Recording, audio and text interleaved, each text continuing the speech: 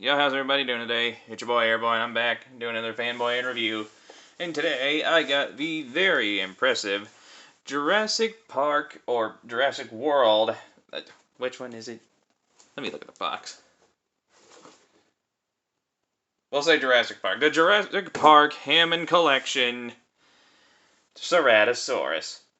Now, before we look at the figure, let's take a look at the box. As you can see, it's a nice classic black box. It's Ceratosaurus right there. It is the Hammond collection.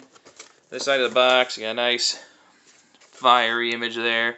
Have the Ceratosaurus. The other side of the box, there's John Hammond. The back of the box, you gotta look at the figure, which movie he appeared in specifically. It was only for a very brief moment, but I did like it. And there's also a little bio there if you want to read that real quick. Just go ahead and pause it, and too late, it's gone. Alright, moving on to Ceratosaurus. Now, the most impact that this guy had in Jurassic media was that very brief scene in Jurassic Park 3 and a few bits here or there in the Camp Cretaceous Netflix series. My favorite, though, was the little bit he had in the movie. It was quite hilarious to me. Like, spoiler alert, in the movie, the Spinosaurus is the main, dinosaur antagonist, right? And Dr. Alan Grant and all of his friends, they lose a phone, which they needed to call for help because the Spinosaurus ate the guy who had it. Then later in the movie, they find piles of crap with a cell phone buried in it somewhere, ringing. And when they start to dig around it, this Ceratosaurus walks up on them, and everyone's thinking, oh god, we're about to get eaten. But the Ceratosaurus takes one big whiff of them, then just turns around and walks away. I think it's funny to me. It's funny to me that even the freaking dinosaurs have standards about what they're willing to eat. And this guy more or less looks the way he did in the movie. It's awesome to me that a dinosaur that had such a small part was considered good enough to have a Hammond collection figure, considering it's high-end, highly posable stuff. So how's this guy compare to other Hammond collection figures? Honestly, he is definitely one of the best. I have a decent number of them so far. I'm not going to review all of them because I don't think that all of them need it. The Triceratops left a bad taste in my mouth, and the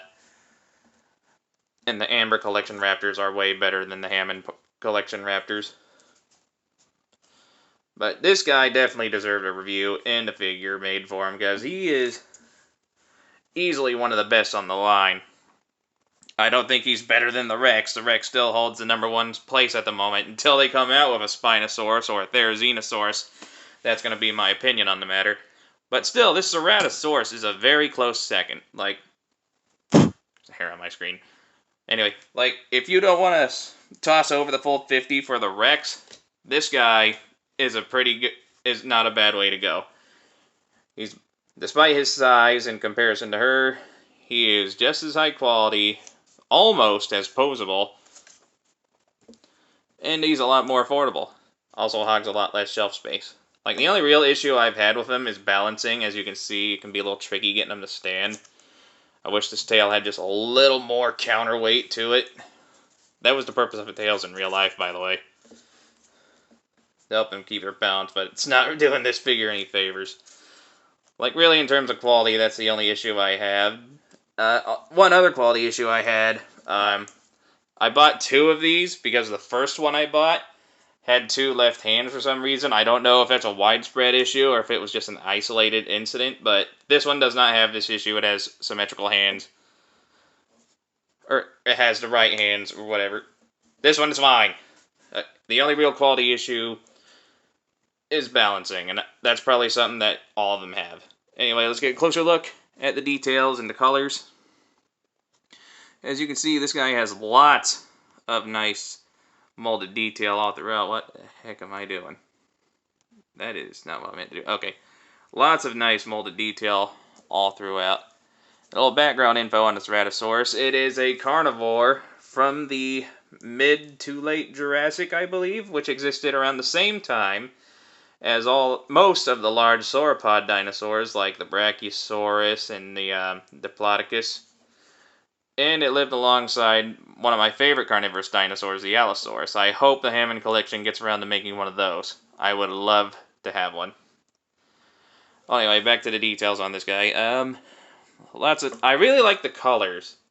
Something about it makes me think of the new, of that one dinosaur that made an appearance in that Primal series that's going on right now. It more or less looks exactly like that. If you haven't seen Primal, I would check it out. I really like the skin pattern on this guy, too. Like, whenever I play the Jurassic World Evolution 2 video game and I make the Ceratosaurus, I always go for the OG skin because I like the red coloring on the face. Just goes well with the tan and the dark brown markings. Let's take a close look at his toes right there. Work. Have a very nice glossy black paint if I can get it to focus. There. As fast as I can get it. I'm going to crank up the brightness a bit. That is. Why is this camera not wanting to cooperate with me? One more issue with the quality is the little ankle claw there doesn't come painted. I just took a marker to it just to make it, look right. And yeah, I think that pretty much does it for the design. The little spikes here on the bottom, the little nose horn. Mine has a little paint chip, but it's not that noticeable, no big deal. And I really like the eyes too. Like, I like the eyes on the Rex a lot more because of the illusion of the moving pupil gimmick it has, but the eyes on the Cerato aren't bad. Alright, now, posability. The neck can go like that. The head probably has the most and best posability. Like, you can get some pretty natural looking neck poses out of this guy. And the jaw can open fairly wide, about that wide. Nothing on the tongue, unfortunately. Let's see. Little arms. They can go all the way around. They can go up and down. There is a elbow hinge. I can go that far down, that far up. Nothing at the wrist. Nothing at the midsection of the torso. The legs can go all the way around. There is a knee joint. Another knee joint. The foot can move down, it can move up, and there is some tilt. The base of the tail is on a ball joint, it can rotate. And the tail itself is made of a soft rubbery plastic, and there is a bendy wire inside that allows you to bend the tail a little bit. When it comes to posing the tails on dinosaur figures, I just like to keep it in a somewhat straight, slightly bent, natural looking pose. Let me just get this guy in a position where he can stand up on his own, because I need him to do that in order for me to do the comparisons. There we go. Just stand like that, buddy.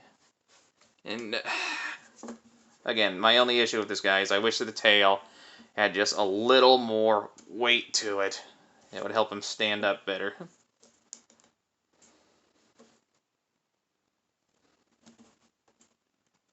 Stand. Just stand. That'll have to do. That'll have to do. Or you know what? No, I know I can do better. I just gotta fiddle with it for a second. Give me just a second.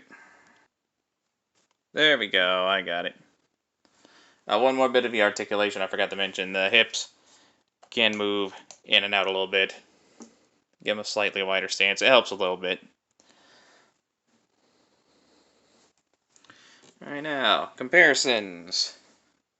Here he is next to the Hammond Collection Baryonyx.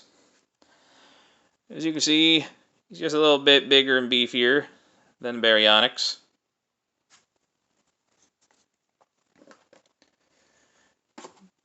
Here he is next to the, where did I put it? I left it on my desk. Hold on. Here it is next to the Amber Collection Velociraptor, the tiger pattern from the Lost World.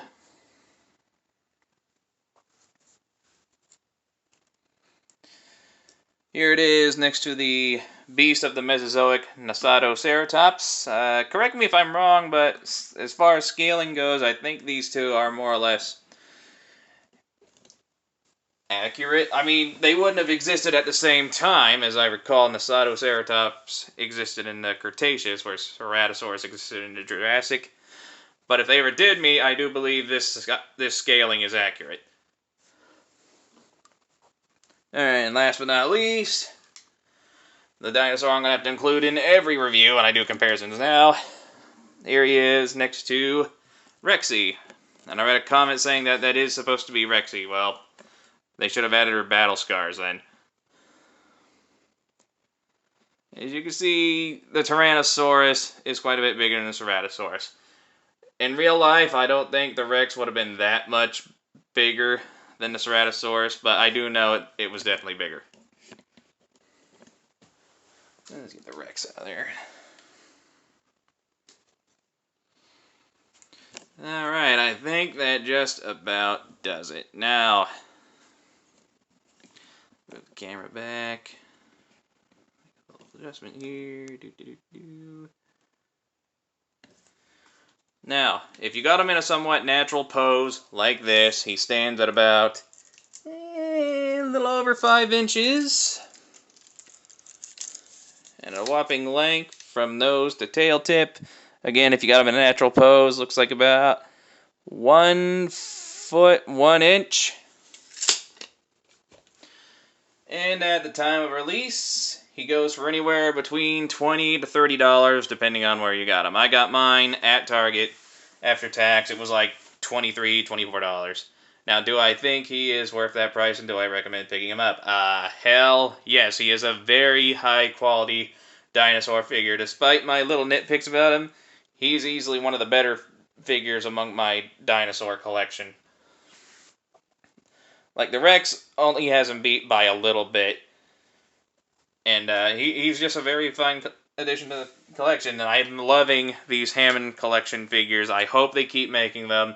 And I really hope they do Spinosaurus and Therizinosaurus. I would be very, very happy if I can get my hands on a Therizinosaurus with this kind of quality, at least.